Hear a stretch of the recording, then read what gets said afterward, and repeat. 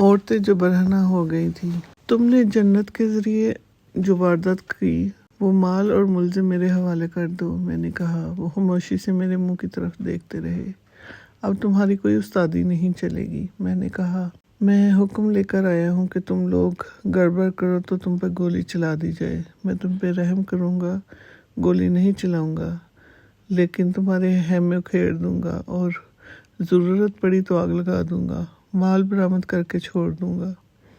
مجھ کو یقین تھا کہ مال ابھی محفوظ ہے۔ واردات کو 1-2 دن ہی ہوئے تھے۔ ان لوگوں نے ابھی زیورات کو توڑا نہیں تھا، پھر شہر جا کر خاص قسم کے سناروں کو دینا تھا۔ میں نے ان تینوں کو چپ دیکھا تو ایک کے منہ پہ پوری طاقت سے گھونسا مارا۔ وہ تھا تو میرے دادا کی عمر کا، لیکن وہ مجرم تھا۔ انہوں نے معلوم نہیں کیا کیا ظلم کیے تھے۔ تھوڑی اور چھک چھک اور بھک بھک کے بعد وہ چوری کا مال برآمد کرنے پہ مادہ ہو گئے۔ ان کا ایک بڑا مجھ کو لگ لے گیا۔ اس نے مجھ کو وہی پیشکش کی جو جنت پہلے ہی کر چکی تھی۔ اس سے مجھ کو یہ پتہ لگا کہ جنت کو ان لوگوں نے ہی بتایا تھا کہ وہ پکڑی جائے تو یہ سودا کرے۔ میں جو کچھ کر رہا ہوں دکھاوے کے لیے کر رہا ہوں۔ میں نے اس کے ساتھ جھوٹ بولا اور کہا کہ ملزم اور مال مجھ کو دے دو، ان کو بری کرانا میرا کام ہے۔ میں نے کچھ کارگزاری تو دکھائی ہے، میں تم لوگوں سے زیادہ پیسے نہیں لوں گا۔ یہ لوگ اتنے سیدھے نہیں تھے، میرے جھانسے میں آ جاتے۔ جرم کرنا اور پولیس کو انگلیوں پہ نچانا ان کے آباء و اجداد کا پیشہ تھا۔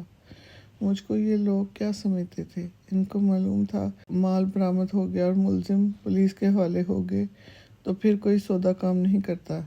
میں نے دیکھا کہ یہ آدمی میری بات پر نہیں آ رہا۔ تمہاری لڑکی میرے قبضے میں ہے، میں نے کہا۔ لڑکی کا خریدار میرے قبضے میں ہے۔ میں تم سے 3 ملزم مانگ رہا ہوں۔ نہیں دو گے تو میں یہاں سے 3 درجن آدمی پکڑ کے لے جاؤں گا۔ اگر مجھ سے رعایت چاہتے ہو تو جس طرح میں کہتا ہوں اسی طرح کرو۔ مجھ کو اپنی طاقت کا تھوڑا اور اظہار کرنا پڑا۔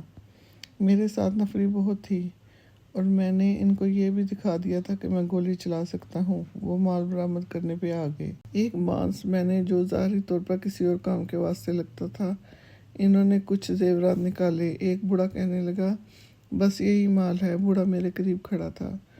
میں ذرا سا پیچھے ہٹا اور اس کی گردن پہ لاٹھی کی طرح اپنا بازو مارا۔ وہ منہ سے عجیب سی آواز نکال کر آگے کو گرا۔ میں نے حکم دیا، مارو سالوں کو۔ میرے ساتھ جو 3-4 اور کانسٹیبل تھے، انہوں نے اپنے قریب کھڑے خانہ بدوشوں کو رائفلوں کے بٹوں اور گھونسوں سے پیٹنا شروع کر دیا۔ میں سارا مال مانگ رہا ہوں، میں نے کہا۔ مجھ کو معلوم تھا زیور کتنا گیا ہے۔ وہ مجھ کو تھوڑی سی چیزیں دے رہے تھے۔ روشنی صاف ہو گئی۔ میں نے ایک طرف دیکھا، وہاں 2 عورتیں کھڑی تھیں جو کہ برہنہ تھیں۔ وہ شاید میرے رویے کو دیکھ کر اپنے کسی بڑے کے اشارے پر کپڑے پہن رہی تھیں۔ اس طرح کچھ مار کٹائی، کچھ چھوٹی سودا بازی اور کچھ پریشان ہو کر انہوں نے سارا مال برآمد کرایا۔ رقم بھی انہوں نے دے دی۔ پھر انہوں نے تینوں ملزم میرے سامنے کھڑے کر دیے۔ 2 آدمی مجھ کو الگ لے گئے۔ حضور، ایک نے کہا، آپ ہمارے ڈیرے پہ آئے، خدمت کا موقع دیں، یہاں سے خالی ہاتھ نہ جائیں۔ اس نے عورتوں کی طرف اشارہ کیا اور بولا، جیسا مال چاہیے حاضر ہے، ہم اپنے وعدے پہ قائم رہیں گے، آپ اپنا وعدہ یاد رکھنا۔ ایسی باتیں تو بہت ہوتی تھیں، میں آپ کو کیا سناؤں۔ میں 3 ملزموں کو جمع مال و مسروقہ اپنے ساتھ لے آیا۔ یہ برآمدگی کی باقاعدگی ہونی چاہیے تھی، لیکن میں نے کوئی مشیر نامہ وغیرہ تحریر نہیں کیا۔ بعض حالات میں ایسے کاغذات بعد میں بھی تیار کر لیے جاتے ہیں۔ میں نے راستوں میں ملزموں کو کہا کہ وہ تھانے پہنچتے ہی بڑے آرام سے قبالی بیان دے دیں جس پر وہ تیار معلوم ہوتے تھے، بلکہ راستے میں ہی انہوں نے یہ اعتراف کر لیا کہ انہوں نے یہ واردات کی ہے۔